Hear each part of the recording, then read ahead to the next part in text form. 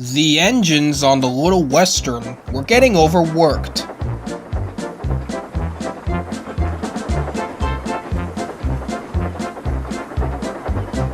So Sir Topham had asked for Wilbert to help out.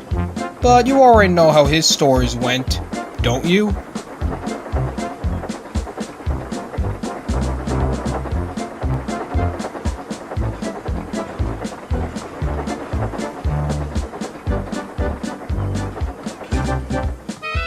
A week went by, and the engines were beginning to feel a little less stressed. Bob, like boilers, it's hot. Young Wilbert has been a great help, even though he tried to drink some milk.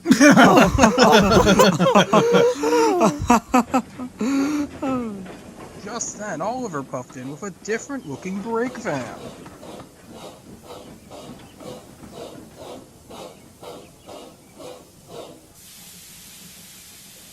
Oi, where's young Toad at? Oh, I'm just using this new brake van for the time. But what about Toad? He'll be fine, certainly for a week. Toad did not take the news well. He spotted Douglas, who pulled up right beside him.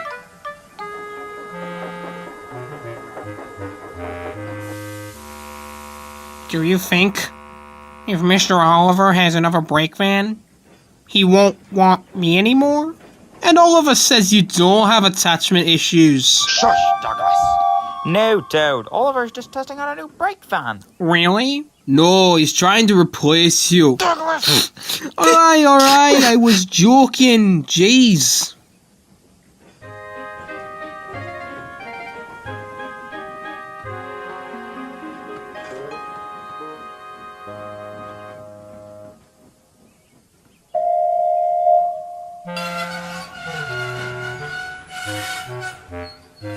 Oh, no, you don't. If you say so. Oh, never mind. Let's just keep going so I can get rid of you lot. The brake van was no help at all. It had bad brakes that would slip on. Soon Oliver approached Wellsworth and climbed Gordon's Hill.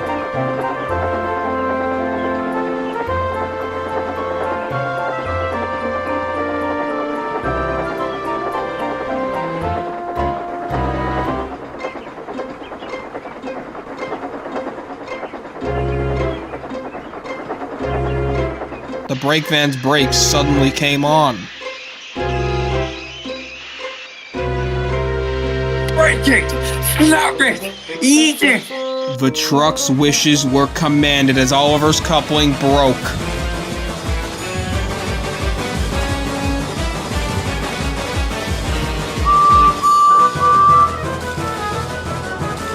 Oh dear.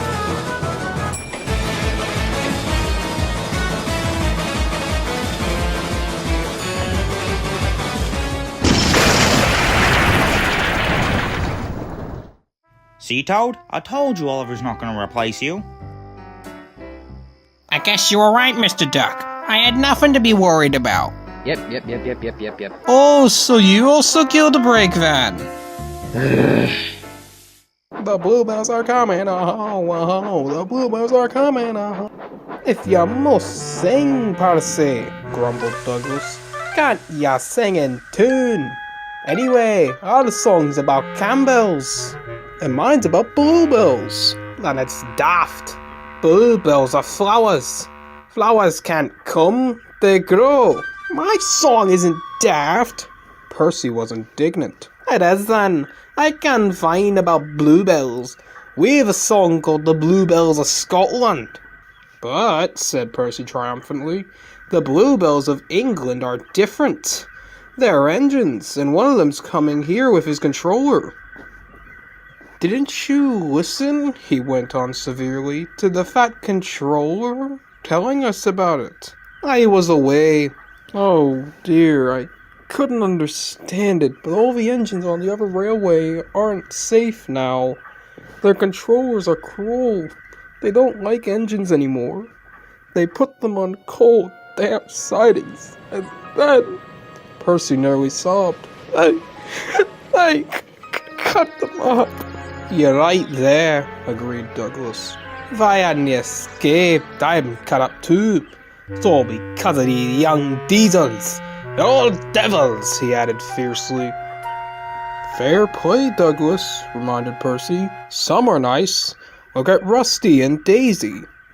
Maybe so, answered Douglas.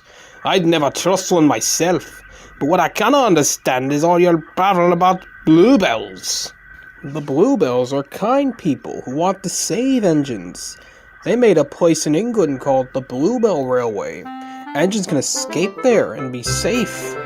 Like me running away here. Yes, Percy went on, just like that. If they are old or ill, a fitter makes them well.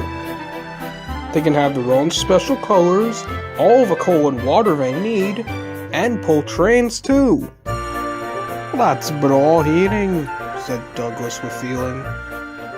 The Fat Controller says Stepney was the first engine to escape there, so he's asked him to visit us and bring his controller. But, objected Douglas, how about young Diesels? Might they catch him on the way? We thought so too, said Percy, but the Fat Controller says there's no danger of that. Stepney's a match for any Diesel. Besides, his controller will take care of him. Oh, he's a brave engine for all that, said Douglas admiringly. Fancy fighting his way through all those Diesels just to see us. Look, squeaked Percy, the station's crowded. Silly, how can I look unless I be a corkscrew? Why have they all come? There's no train. But Percy was wrong. The signal dropped, and from far away, an engine whistled. Here he comes, yelled Douglas. The two engines whistled excitedly in welcome, replied Stepney, as the passengers and people waving and cheering. He puffed proudly through the junction on his last stage of his last long journey. While the engines have no trouble keeping on time, the roads, however, aren't so lucky, as poor Bertie found out.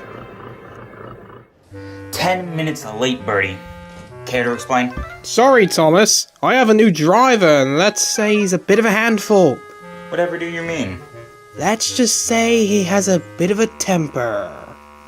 Oh, well, let's hope he fixes that soon. I can't always be late, you know. I have a branch line to keep up with. Goodbye, Bertie.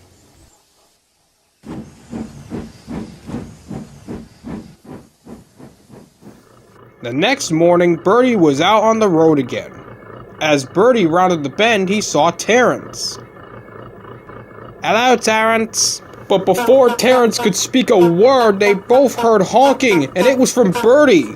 Goodness gracious! Sorry, Wow! Bertie quickly jolted to the side and around Terence. Oh Lord! Bertie, what are you playing at? It's not me! It's my driver! And with that, Bertie was out of sight. Down the line, there's a small crossing where engines and cars pass. Bertie's driver was still in rage mode and didn't hear Henry's whistle. Bertie, slow down! I can't! Both engine and bus braced for impact. Then Bertie felt a swerve. Whoa! The new driver realized Henry was approaching and swerved Bertie into a bush. Luckily, no one was hurt. Later, Sir Topham Hatt spoke to them. That was really reckless of you. You could have injured your passengers, and you could have killed Bertie and Henry's crew. It seems that bushwork is not for you, so I'm blacklisting you from driving bushes again. I understand, sir. The next day, Bertie was nowhere to be seen. I wonder what's the holdup. Bertie?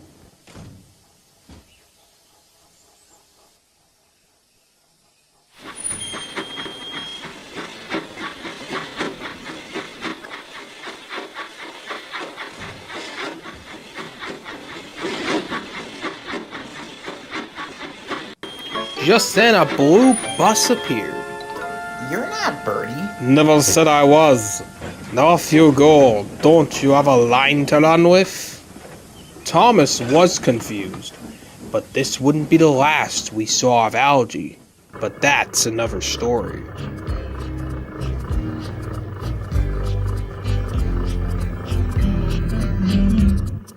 One evening, as the sun was beginning to set, James was pulling a goods train along the main line. He was making excellent time, and the trucks were behaving well. He felt most proud of himself. Ahead, the line curved past a field. James knew that field well. It was the same field where he crashed on his first game. Oh, to be young and foolish again. He chuckled to himself. You'll never catch me coming off the rails now. Trucks don't dare to give me trouble. Of course, he'd spoken too soon. The trucks had overheard. We have plenty of trouble to give. They chuckled, banging their buffers. Smarten up back there. Barked James, bumping them in return. That did the trick. The old coupling broke. The last 3 trucks and the brake van came loose. James felt a jolt but assumed it was another bump from the trucks and carried on. The guard braked the trucks to a halt, then went down the line from the van. He saw James speeding off down the line. Oh, for pity's sake. He grumbled and walked back to the last signal box, putting detonators on the rails as he went. The trucks, meanwhile, were delighted. I will teach him not to push us around. Giggled one. Why stop there? Smirked another. He said we don't give him trouble, but we gave it. He said he'll never come off the rails. Let's prove him wrong. Wouldn't do that if I were you. Set in the field nearby were more trucks. They were old and filthy with rotten wood and rust all over. They lay broken and crooked amongst the dirt. How do you get there? Asked James's trucks. Did the very thing you're scheming up, said an old truck. That James was naive. Let him think that he had us under control. Then struck. Poor fella's brake blocks caught fire, and we took care of the rest. Lovely crash it was. Cackled another old truck, and the rest laughed hoarsely. The cranes came, continued the first truck. They took away our friends who were still on the rails, then rescued James. We were sure we'd be next. It paused dramatically. Then the crane arms came to rest on the flatbeds, and an engine took them away. They weren't going to rescue us. But Stammered one of James's trucks. we're indispensable. How could they not rescue you? Indispensable, cried an old truck. Listen, young'un. The workshops build hundreds of you in the time it takes to fix one steam engine. Why bother with us? Too much effort when they could just make a new truck and be done with it. So, if we crash, Stammered James's trucks. we'll be... Just like us, wheezed an old truck. I'll never feel rails under my wheels again. If I still even got wheels left. Being buried in the earth so long, who knows if they're still there? The old trucks laughed like hyenas. It sent chills through the frames of James's trucks. They were speechless. A whistle cut through the laughter. James had been flagged down at the station and was sent back to retrieve the trucks. You silly things. He grumbled, bumping them hard. You could have caused an accident. We're sorry, James. They quivered. James was quite taken aback. The guard fastened the coupling and he puffed off without another word.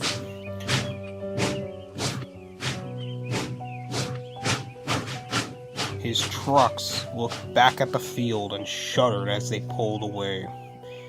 The old trucks fell silent, watching the train disappear on the horizon. They hoped the young ones heeded their words and wouldn't make the same mistake they had.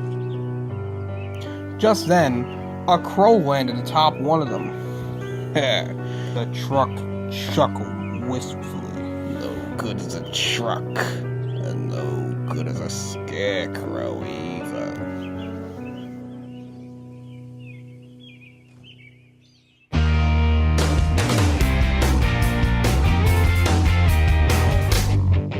They're 2, they're 4, they're 6, they're 8, shunting trucks and hauling freight. Hey!